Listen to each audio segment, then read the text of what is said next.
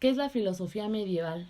La filosofía medieval es todo el conjunto de corrientes de pensamientos y tratados filosóficos que se desarrollaron desde la caída del Imperio Romano 530 después de Cristo hasta el Renacimiento del siglo XV al siglo XVI. La principal búsqueda de la filosofía medieval era la cohesión de las creencias heredadas de la filosofía clásica con los dogmas del cristianismo, aunque también hubo aportes muy importantes de las creencias judías e islámicas. Temas de la filosofía medieval.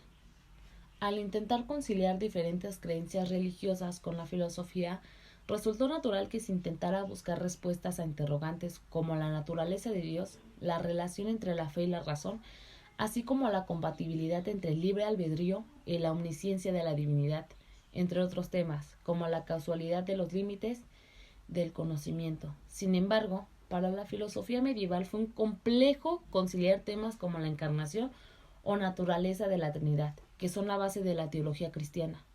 El problema de los universales en la filosofía medieval se heredó una visión aristotélica del problema de los universales al plantearse que los universales, lo abstracto, el mundo de las ideas existe, pero no separado de lo particular, lo concreto, las cosas y los individuos, lo que también fue conocido como realismo moderado.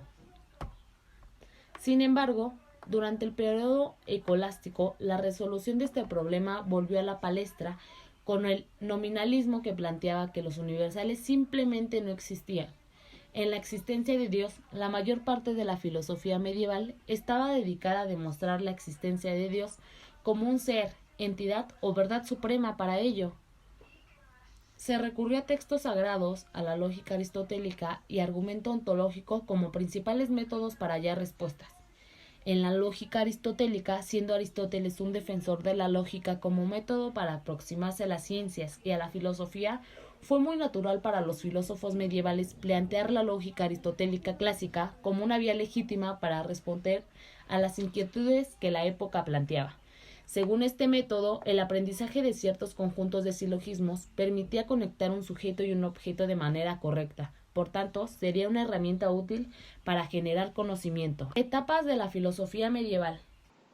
Continuando con lo ya expuesto de mi compañera Monse, entramos a las etapas de la filosofía medieval, que constan de dos, tanto como el cristianismo y la patrística. Empezaremos por el cristianismo.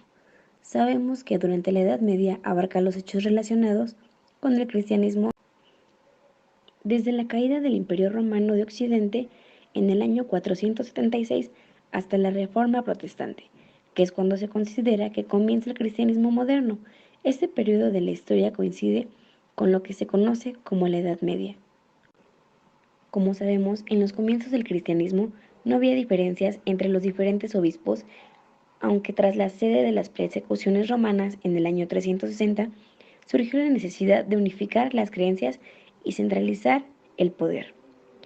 Al mismo tiempo, la figura de los emperadores se consolidaban en el dominado, por lo que adopta una forma mística, legítima y divina por Dios, que busca el centralismo del poder mediante el apoyo de la Iglesia. Haciendo referencia a las fechas importantes sobre el cristianismo, se menciona que el Papa León I, del año 440 a 461, asumió el título que habían abandonado los emperadores romanos desde el año 382, que sería la supremacía papal, quien les dirigió una carta al emperador Anastasio en el año 491 al 518, en donde formula la doctrina de las dos espadas, entendida como la justificación de la superioridad de la potestad espiritual del Papa sobre la temporal del emperador. Por otro lado, pasando a la etapa patrística, sabemos que es el movimiento filosófico de los primeros siglos del cristianismo, desarrollado por los llamados padres de la Iglesia. ¿Esto qué quiere decir? Los padres de la Iglesia se dividen en latinos y griegos. Esta división es correlativa a la división geográfica del Imperio Romano, que hace referencia principalmente a la lengua empleada en sus escritos. La gran mayoría de ellos fueron paganos, cultos conversos que, basándose en sus conocimientos de la filosofía griega, pudieron comenzar a desarrollar una base filosófica para la recién nacida religión cristiana. Por lo tanto, la patrística es la fase de la historia de la organización y la teología cristiana, que abarca desde el cristianismo primitivo con la consolidación del canon neotestamentario hasta alrededor del siglo VIII. Sabemos que la patrística abarcó desde el año 100 después de Cristo hasta el año 451, con la fecha de conciliación de Calcedonia, o hasta la segunda conciliación de Nicea en el siglo VIII. Para ser reconocido como un padre de iglesia era necesario reunir las siguientes condiciones: antigüedad, santidad de la vida, doctrina ortodoxa y aprobación eclesiástica. De esta manera pasamos con mi compañera Paula para los personajes más importantes. Personajes principales de la filosofía medieval. Tomás de Aquino, teólogo metafísico y principal representante de la educación escolástica, fue quien recuperó los escritos aristotélicos y el primero que vio compatibles los comentarios del filósofo griego con la fe católica. Prolífico e influyente, Tomás de Aquino tuvo una experiencia mística un año antes de morir. Puso fin a su carrera como figura pública. Algunas revelaciones divinas que lo trastornaron, según el registro de sus más íntimos confidentes, le impidieron seguir escribiendo. La fe es una gracia divina que Dios da a los hombres que elige, y la razón se origina también en Dios. Todos los hombres tienen razón, pero no todos tienen fe, dijo poniendo fin a la idea de la doble razón. John Duns Scoto basó su obra en tratar de comprobar la existencia de Dios y en construir un sistema filosófico sólido y coherente. Es el autor más reconocido de la filosofía escotista y el mayor racionalista de la Edad Media. Utilizaba un hábil y complejo método de análisis para defender la doctrina de la Inmaculada Concepción y encontrar pruebas rigurosas sobre la existencia de Dios, que le valieron el apodo de Doctor Sutil. Su vida llegó al cine con la película La vida de Duns Scoto, de Fernando Muraca. Guillermo de Ockham dedicó su vida y su obra a la pobreza extrema y fue acusado de herejía por estudiar la relación entre el papado y la doctrina de la pobreza, lo que le valió numerosos enemigos. Acusó a Juan Pablo XXII de hereje. Fue uno de los metafísicos más importantes de su época y se destacó por su teoría metodológica en la que se establecía: siempre debe optarse por una explicación en términos del menor número posible de causas, factores o variables. Impulsó una serie de ideas que motivaron a las constituciones occidentales y a las democracias liberales, con formulaciones sobre la responsabilidad limitada del poder. Su paso a la posterioridad lo tiene como protagonista del detective Guillermo Ockham, en El nombre de la rosa, de Humberto Eco, y en el videojuego español La Abadía. El hombre y la mujer han nacido para amarse, pero no para vivir juntos. Alguien ha hecho observar que los amantes célebres de la historia han vivido siempre separados. Fue una de sus frases más polémicas. Pedro Abelardo dedicó su vida a la música, la poesía, la enseñanza y el debate. Es considerado uno de los genios de la lógica, siguiendo los preceptos de Boecio, Porfirio y Aristóteles. Su misión teórica fue conciliar el realismo y el nominalismo. Además, expuso una controvertida idea en la que reclamaba que la fe estaba limitada por los principios racionales. Su filosofía crítica fue considerada de avanzada en la Edad Media. San Agustín, nacido bajo el nombre de Agustín de Hipona, este filósofo tuvo una vida legada a la fe católica. Fue santo, padre y doctor de la Iglesia, uno de los principales pensadores del cristianismo en el primer milenio. Se le conocía como el Doctor de la Gracia, y es considerado como uno de los filósofos más influyentes de la Edad Media, no porque haya vivido y analizado sociedades, sino porque fue fuente de inspiración de toda una generación posterior. Dios no manda cosas imposibles, sino que al mandar lo que manda, te invita a hacer lo que puedas, pedir lo que no puedas y te ayuda para que puedas. Fue una de sus frases más célebres. Hipólito de Antioquía, Hipólito de Roma u obispo Hipólito, fue un escritor de la Iglesia cristiana primitiva. Al parecer fue elegido como el primer antipapa en 217, pero murió reconciliando con la Iglesia en 235 como un mártir, por lo que ahora es honrado como un santo. El misterio que envuelve la persona y los escritos de Hipólito. Uno de los más prolíficos escritores eclesiásticos de los primeros siglos, fue desvelado un poco por primera vez a mediados del siglo XIX por el descubrimiento de su Filosumena. Asumiendo que este trabajo sea obra de Hipólito, la información dada en el respecto al autor y su época puede combinarse con otras fechas conocidas para tener un esquema razonable de su vida. Guillermo de Champeaux, contemporáneo de San Anselmo, amigo de San Bernardo, impugnador de Roselín y Abelardo.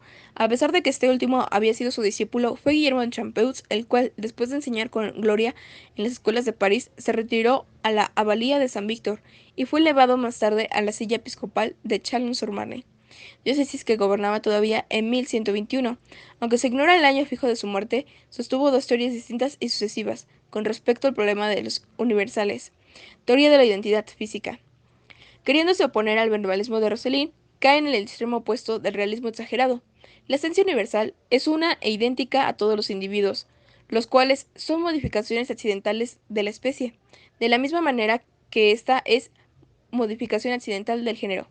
Abelardo atacó durante esta teoría, pues de ella había de deducirse una especie de ubicuidad de todos los individuos en todos los lugares, aparte de que se conducía al panteísmo. En vista de ello, Champeaux expuso su segunda tesis, teoría de la indiferencia. Cada individuo se distingue de los otros por los accidentes y por la propia esencia, pero tienen unos caracteres comunes indiferentes para estar en sujeto u otro, como la racionalidad, etc. En esta, aunque se abandona el realismo exagerado, se sigue buscando el universal en la realidad y no en el concepto de que lo abstrae.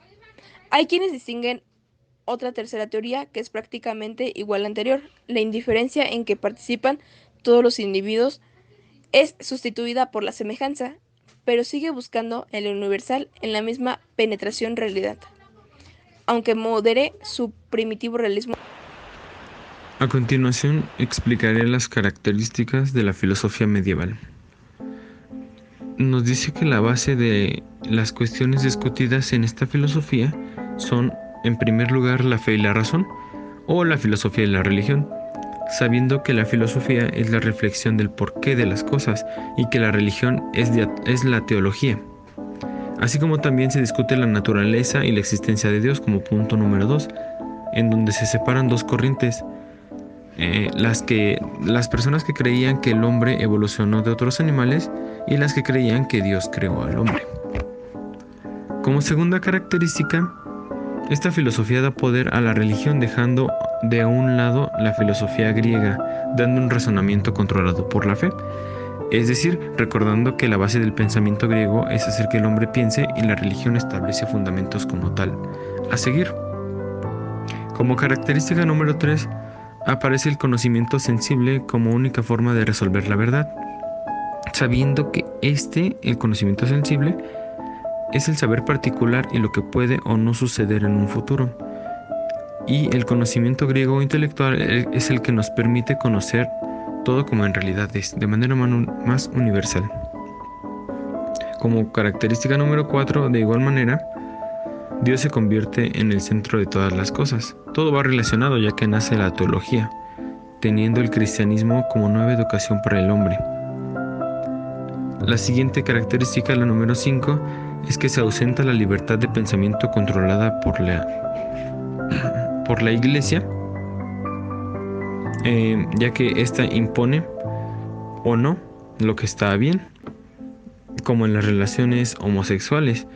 En Grecia se veían comúnmente, pero no era por la época, ya que en la antigua Roma tampoco no era bien vista por aquello del patriarcado. Y pues de igual manera son rechazadas las ideologías por la Iglesia. Como la siguiente característica es que esta filosofía contempla la misma patrística, que es la síntesis entre la filosofía y la religión, dando más razón a la fe que a la filosofía de alguna manera. Aquí en esta parte nace uno de los padres de la Iglesia, muy conocido, llamado San Agustín. Y la siguiente de ellas es que también es la filosofía escolástica, que es la que de alguna manera comprende la revelación divina usando la razón humana, es decir, integrar la filosofía griega y el cristianismo para hacer una armonía, dando la misma prioridad a la fe y a la razón, aunque al final todo se basa en la fe.